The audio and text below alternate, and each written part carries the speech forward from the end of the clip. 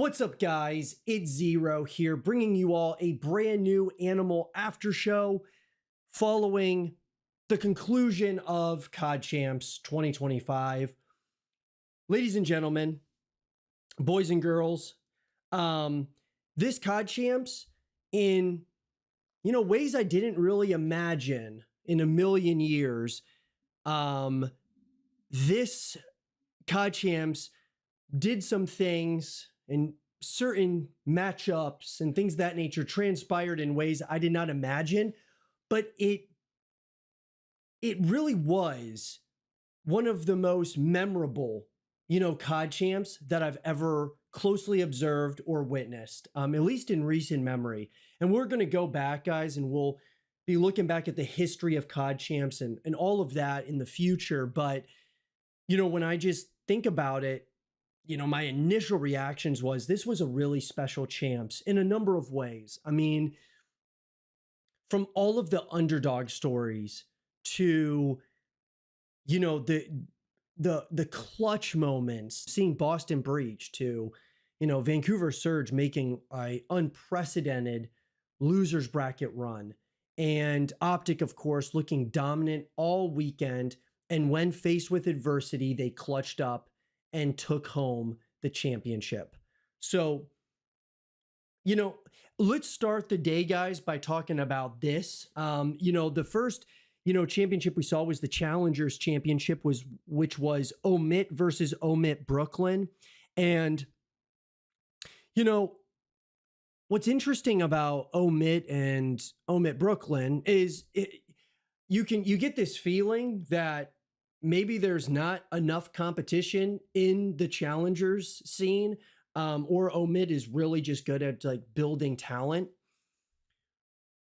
OMIT, I think, is going to be a team, guys, in the future that is really going to try to make a case to become the next CDL team. That definitely could be something that's somewhat in the works, but OMIT beat OMIT Brooklyn 4-0. They absolutely dominated. And it was fun to see the challengers, because I think seeing it on, the Call of Duty League, YouTube and everything else, I think that was great because you get to see some potential up and coming talent. I think they need to do this more with the challenger scene to really kind of showcase the up and comers outside of just, the pro scene. I think that would be great. Or at least do like a Call of Duty League challengers channel where people can go to watch those matches live. And maybe they're already doing this, guys, and I'm just not aware of it. I would love to hear your thoughts in the comment section down below about it. But when we talk about OMIT versus OMIT Brooklyn, the two best teams, obviously, within challengers, and you have OMIT winning it all at, 4-0. I'm excited to see what the Call of Duty League decides to do with challengers moving forward, in terms of, just putting more of a spotlight on the challenger scene, I think is very, very important. With that down, though, let's move into the big one. The grand finals between OpTic Texas and the Vancouver Surge. And I think that a lot of people were thinking, oh, OpTic's just going to win this 5-0. It's going to be they're just going to breeze through it. They haven't dropped a map all weekend. They're just absolutely molly-whopping people at this point. But Surge put up a fight. They really did. They put up a fight, guys, and, it was interesting. For me, I wanted to see just really good Call of Duty on both sides of OpTic and Vancouver. No skin in the game, just wanted to see really good, high-level Call of Duty, and that's exactly what we got from both sides. What I took away from it was Hook played like an MVP all weekend.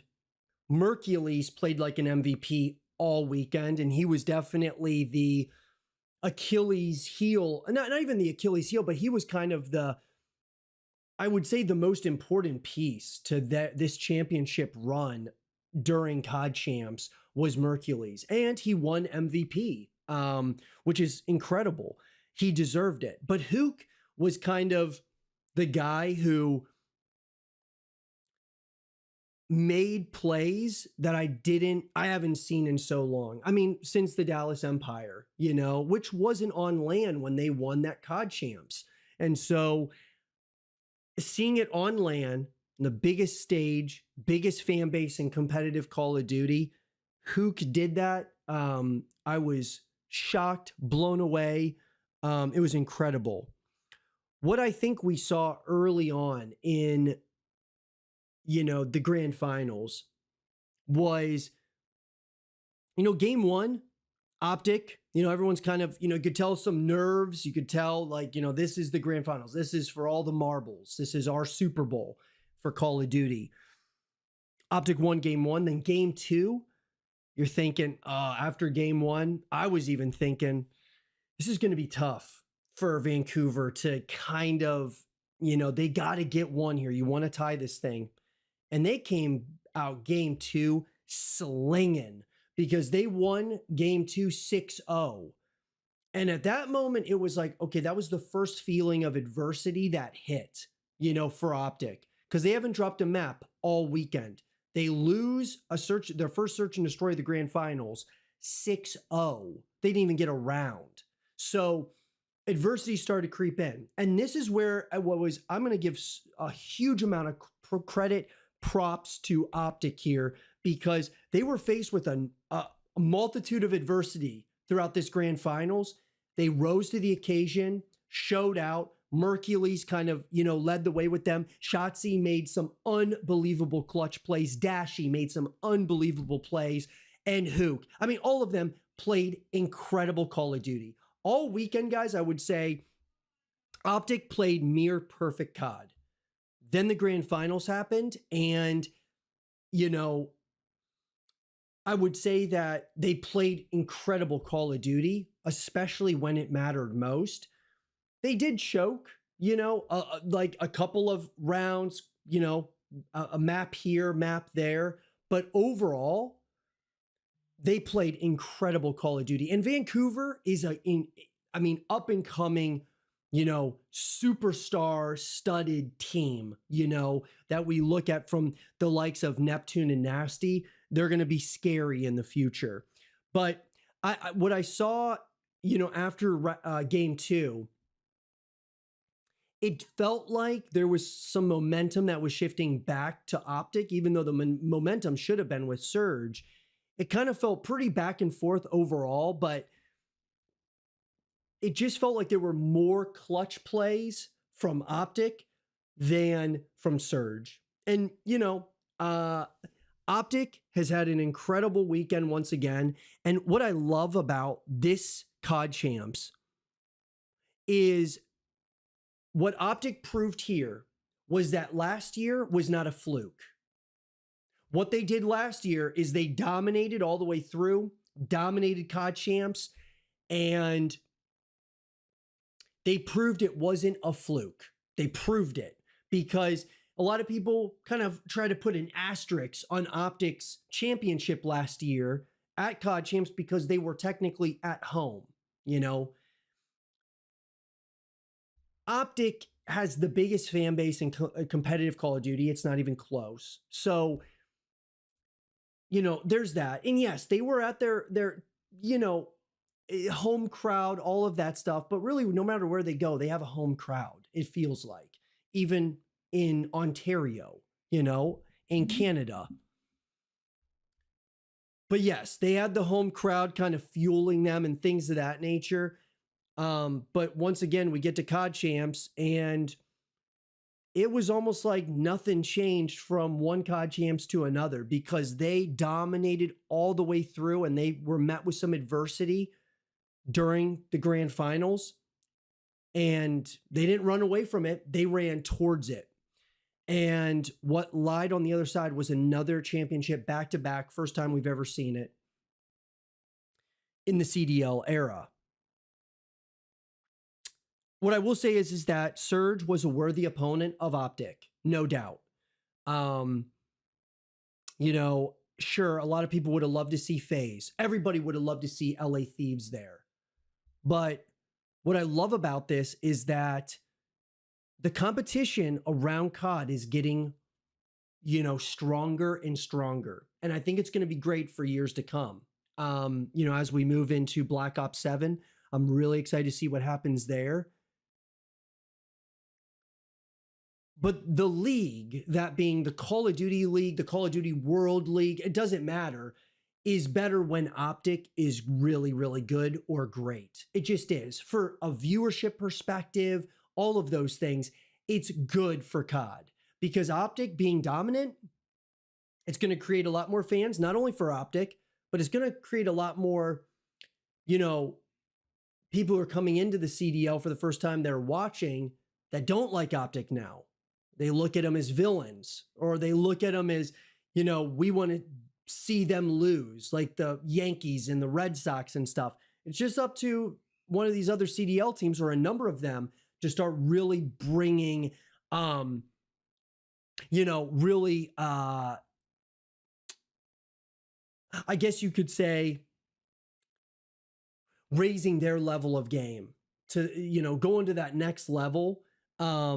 Because I think that there's going to be, if OpTic is great and they've won now back to back, it's going to help fuel some of these other teams in terms of fan bases. More and more people rallying around these other teams. OpTic has the biggest fan base right now.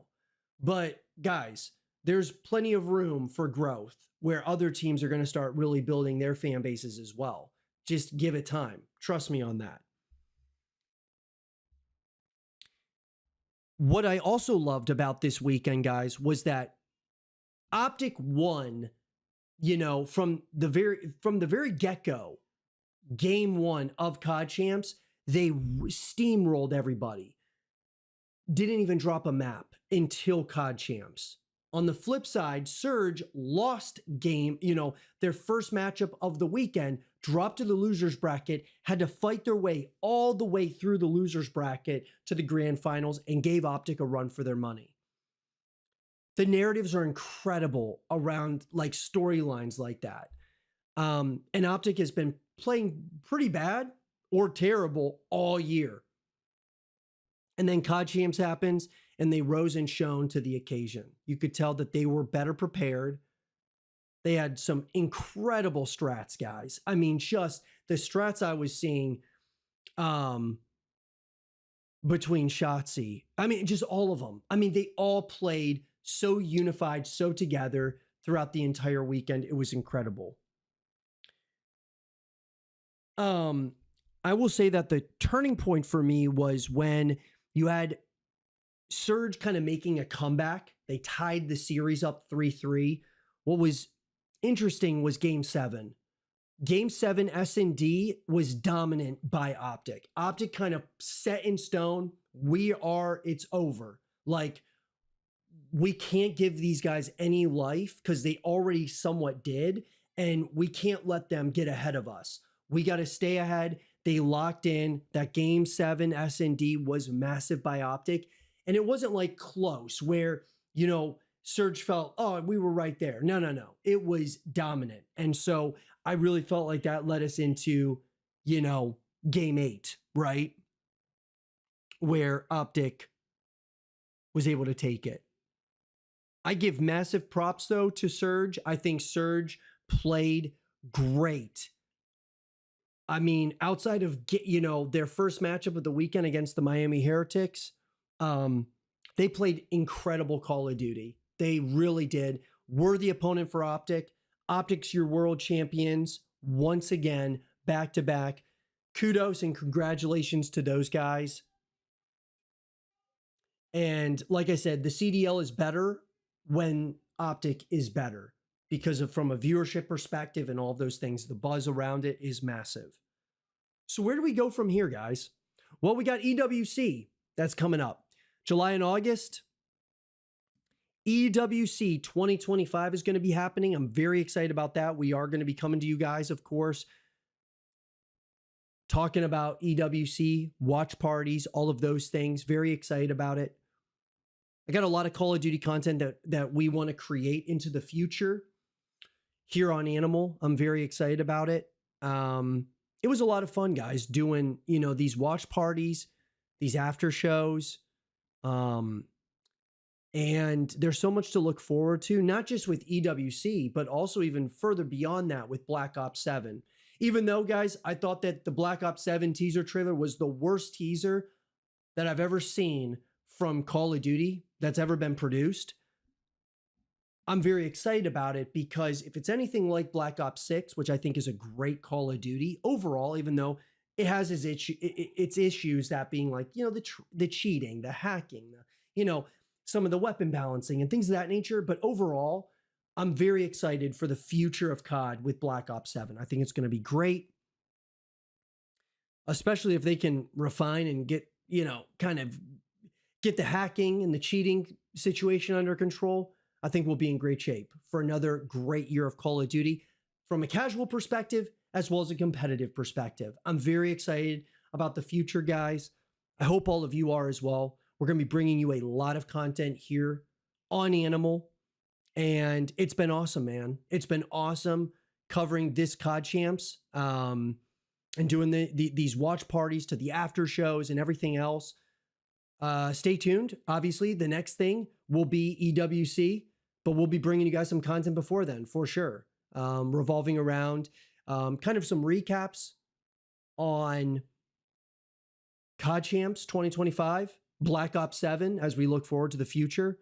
Some things that might have happened here and things that we could be looking forward to with Roster Mania, LA Thieves, Atlanta Faze, and what it could look like. Because I think things could shake up very interesting to be, it could be something really cool to observe as we move into Roster Mania after EWC, maybe even before then. So we'll have to wait and see on that. But nonetheless, guys, I appreciate each and every one of you who has been coming into the live streams, stopping in for, from the streams to the after shows and everything else. We've got a lot of stuff planned in the future, and I'm really excited about it. I appreciate each and every one of you guys, as always, for joining us. If you guys enjoyed it, make sure that you leave a thumbs up, subscribe if you're new, stay positive, just keep grinding. And as always, I'll talk to you guys all in the next one. Peace out.